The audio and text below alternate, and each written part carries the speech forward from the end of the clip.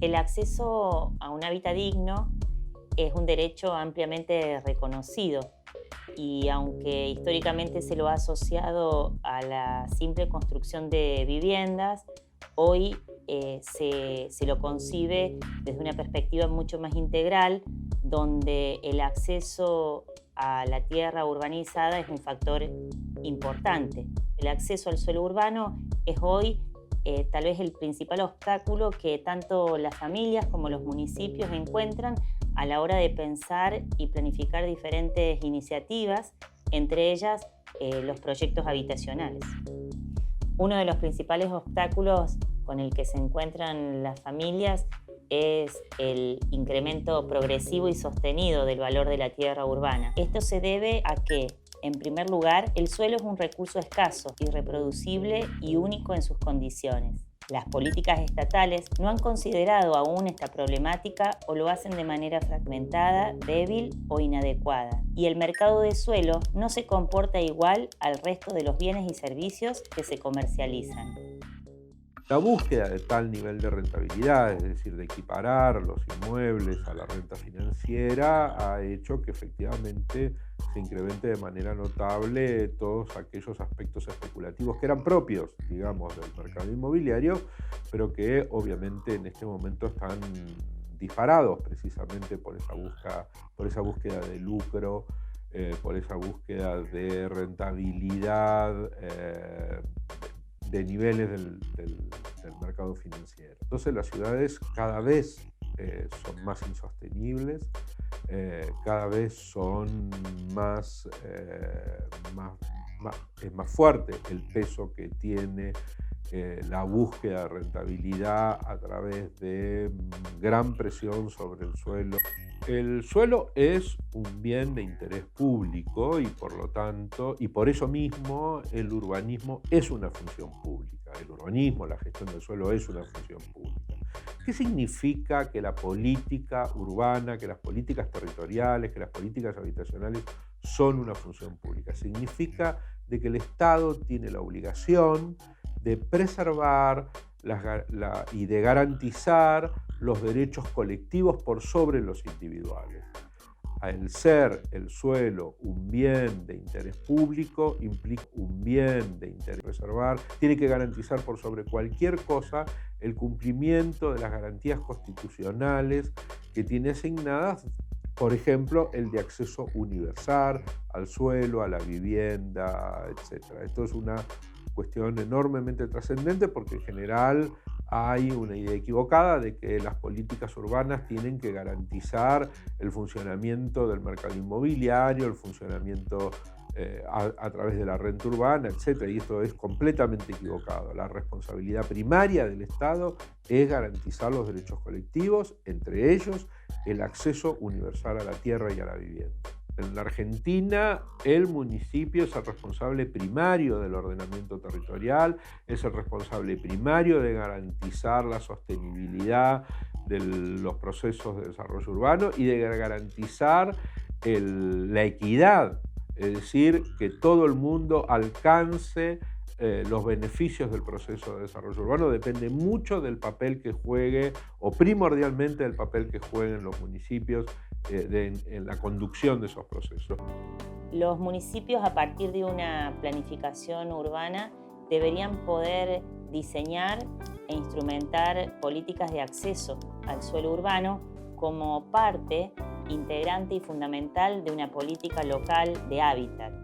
Pensar en la gestión estratégica de la tierra urbana implica, en primer lugar, conocer los instrumentos disponibles. Entonces, ¿por qué aplicarlos? ¿Quién los puede gestionar y a quiénes benefician? ¿Qué tipo de instrumento responde a nuestras necesidades locales?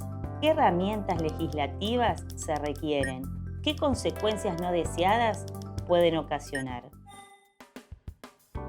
Los instrumentos de gestión urbana aparecen como mecanismos novedosos que facilitan al municipio la capacidad de intervenir en el mercado inmobiliario, tanto para su regulación o manejo, como para la generación o habilitación de nueva tierra urbanizada.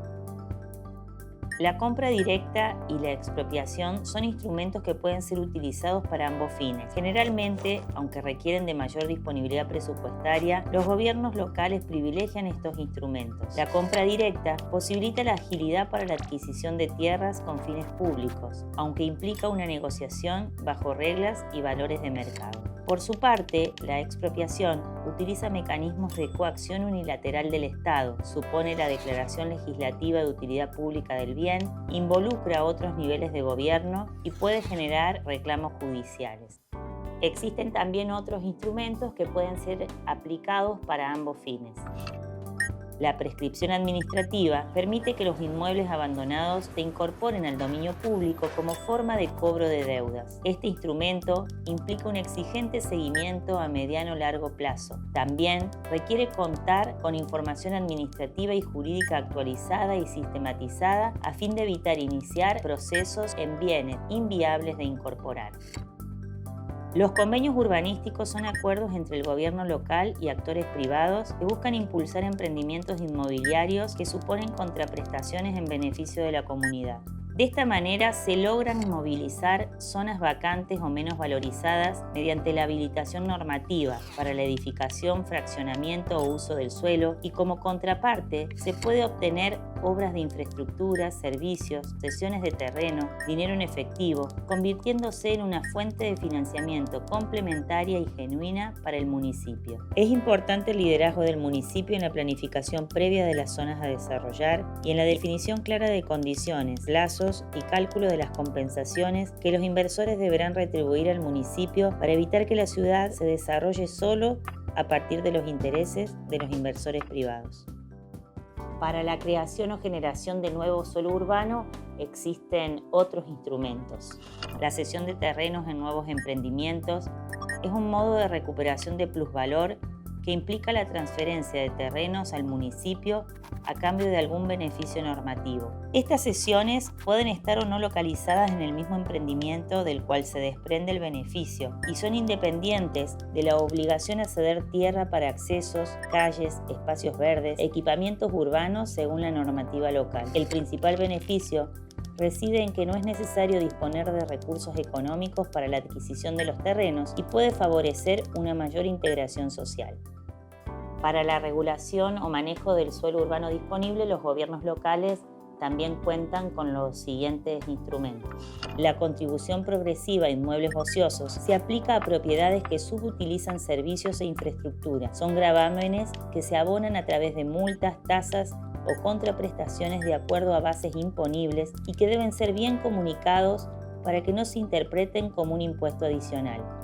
El parcelamiento obligatorio posibilita desalentar la especulación inmobiliaria y la retención de vacíos urbanos a partir de la aprobación de una ordenanza específica de parcelamiento y/o edificación obligatoria. El objetivo de este instrumento está relacionado con el aprovechamiento eficiente de la infraestructura urbana ya disponible en la ciudad y, por otro lado, favorecer la ocupación de la trama urbana evitando los vacíos urbanos. El reajuste de tierras permite articular el interés de propietarios de diferentes lotes con desarrolladores inmobiliarios y con el municipio para conformar un área integrada, de modo que cada uno de los propietarios, tras renunciar al uso de sus lotes en forma individual, obtenga mayores beneficios por un uso unificado. Con ello, se favorece una producción urbana más eficiente, de mayor calidad y una mejor integración de la trama urbana, sin afectar negativamente el valor de las propiedades involucradas. El instrumento opera bajo participación voluntaria de los actores involucrados y los beneficios obtenidos se disponen en iguales proporciones al porcentaje de terreno aportado por cada propietario. Todos estos instrumentos contribuyen a la conformación de bancos de tierra que posibilitan contar con suelo para atender las necesidades locales.